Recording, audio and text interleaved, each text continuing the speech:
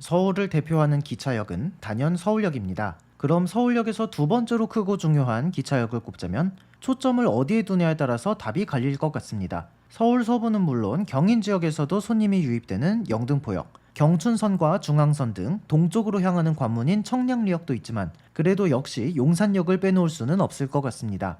용산역은 1호선과 경의중앙선의 환승역이기도 하지만 2004년부터 호남선 KTX, 호남, 전라, 장항선의 출발역이기도 하고 2012년부터는 경춘선 ITX 청춘도 운행을 시작하면서 승승장구하는 모습만 보여왔는데요. 그럼 그 전엔 어땠을까요? 이번 편은 유난히 우여곡절이 많았던 용산역 이야기입니다.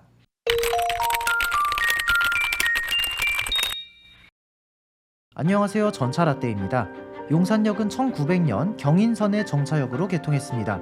경인선은 원래 미국인 자본으로 공사를 시작했는데 공사 도중 자금난과 일본의 계략으로 경인선은 일본 자본의 손으로 넘어갑니다. 1904년 일본은 러일 전쟁을 계기로 용산 땅을 강제 수용합니다. 그 중에 약 115만 평에는 군사기지를 짓게 되고 51만 평은 철도 부지로 수용합니다. 이 당시 지어진 군사기지는 지금은 미군이 사용하고 있고 철도 부지는 우리가 아는 용산역과 그 주변 지역이죠. 일본은 용산의 넓은 땅을 활용해서 용산역과 그 일대를 키웁니다. 앞서 철도병원 영상에서 말씀드렸듯 1905년 개통한 경의선, 1914년에 완전 개통한 경원선 등 모두 용산역을 출발역으로 삼았습니다. 그 당시에도 용산역 이북에 남대문역과 서대문역이 있긴 했지만 이 두 역에서는 지형적인 이유로 더 이상의 노선 연장이 불가능하다는 큰 단점이 있었습니다. 그래서 경인선과 경부선이 서쪽과 남쪽을 담당했다면 경의선은 서북쪽, 경원선은 동북쪽을 담당하는 노선인데 이 노선들이 다 용산역에서 출발하거나 용산역을 거치게 되면서 초창기에는 규모가 크지 않았던 서울 도심의 서대문역이나 남대문역보다도 오히려 더욱 중요한 포지션을 차지하게 됩니다. 용산역 제1의 전성기랄까요? 위풍당당하던 용산역의 위상은 조금씩 내리막길을 걷습니다. 시작은 새로운 경의선의 개통이었죠. 1905년 이래로 용산역에서 출발하던 경의선은 경성도심에서 너무 멀다는 단점이 있었고 1919년에 남대문역에서 시작하는 새로운 경의선 선로를 개통해서 해결합니다. 1923년에 남대문역이 경성역으로 이름을 바꾸고 1925년에는 식민지 수도 경성의 위상에 걸맞는 새로운 역사가 문을 엽니다. 그리고 이런 일련의 과정들은 용산역이 가지고 있던 지위를 하나씩 빼앗아가는 거였죠. 만주와 대륙 진출에 혈안이 되어 있던 일본에게 경의선은 상당히 중요한 노선이었는데 경의선 출발역의 타이틀이 서울역으로 넘어가고 기존 철로가 단거리 열차만 운행하는 로컬선, 용산선으로 전락하면서 용산역의 여객 기능은 그 전에 비해 쪼그라들게 됩니다. 반면에 용산역을 군사적인 목적으로 사용하는 건 계속해서 이어지는데요.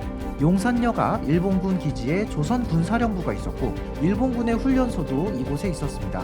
일본군은 물론 태평양 전쟁에 강제 동원된 조선인 군인, 강제 징용 노동자들 또한 일본군의 전선과 노역 현장으로 용산역에서 출발하게 되는 등 용산역은 식민지 조선이 고통받는 역사 현장이 되었죠. 6.25 전쟁으로 용산역 역사는 파괴되고 용산역 서쪽의 공작창 또한 북한군이 사용한 것을 막기 위해 파괴됩니다. 군부대와 철도로 가득한 용산 지역은 그야말로 쑥대밭이 되었죠. 전쟁 이후에 역은 복구되었지만 용산역 건물은 예전 같은 영화로운 모습을 되찾지 못했습니다. 기능적인 측면에서도 용산선과 당일리선이 기능이 약화되거나 폐선되고 경원선은 분단 때문에 신탄리까지로 단축된 후 그마저도 성북역까지 전철로 대체되면서 비둘기호 등 완행열차가 일부 정차한 걸 제외하면 기차역의 포지션을 거의 상실하게 됩니다. 용산역은 이용하는 승객 입장에서는 그냥 큰 전철역, 이상도 이하도 아닌 역이 되죠. 하지만 광복 후에도 철도 정비, 군사와 화물 기송 기능은 꾸준히 유지됩니다. 대통령 집무실 이전 문제로 뜨거운 국방부는 물론 미군 부대, 유엔사 등 각종 군사 관련 시설이 지금까지도 남아 있습니다. 비교적 최근에 철거된 서울 우편 집중국을 통해 서울의 우편물이 지방을 오갔고 용산역과 주변의 지선철로를 통해 군용 화물들이 오랜 시간 들락날락했습니다. 용산역 서쪽에 유난히 길게 뻗은 고가 통로가 있습니다. 3번 출구인데요. 90년대와 2000년대에는 용산전자상가를 가기 위해 용산역을 이용하는 경우가 많았습니다. 라떼 이야기지만 컴퓨터나 전자제품, 게임 같은 거를 구입하기에 용산만한 곳이 없었기 때문에 그때는 이 통로가 엄청나게 미어터졌죠. 용산에는 원래 청과물 시장이 있었습니다. 이 청과물 시장을 이전해서 가락시장으로 만들면서 그 빈자리를 전자상가로 조성하는데 이게 지금의 용산 전자상가가 됩니다. 특이하게도 용산역 3번 출구는 터미널 전자상가라는 이름의 건물 안으로 이어졌습니다. 원래 용산 관광버스 터미널이라는 관광버스용 터미널로 조성되었던 건물이 본래 기능은 유명무실화되고 터미널의 이름만 남은 전자상가가 되었는데요. 지금의 용산역 건물과는 별개로 이 터미널 전자상가 건물에는 별도의 개찰구와 대합실이 있었습니다.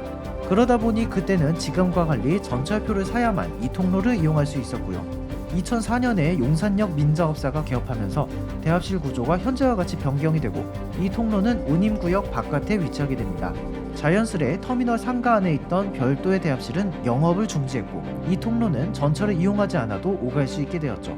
터미널 상가는 재개발되어서 용산 드래곤시티라는 이름으로 호텔 건물이 되었고 용산역과 이어지는 통로만 허름한 옛모습 그대로인데 마지막으로 남은 이 통로도 올해 안에 새로운 구조물로 교체될 예정이라고 합니다. 오늘 전차라떼 이야기는 여기까지입니다. 구독과 좋아요 눌러주시고요. 저는 다음 영상에서 다시 찾아뵙겠습니다. 감사합니다.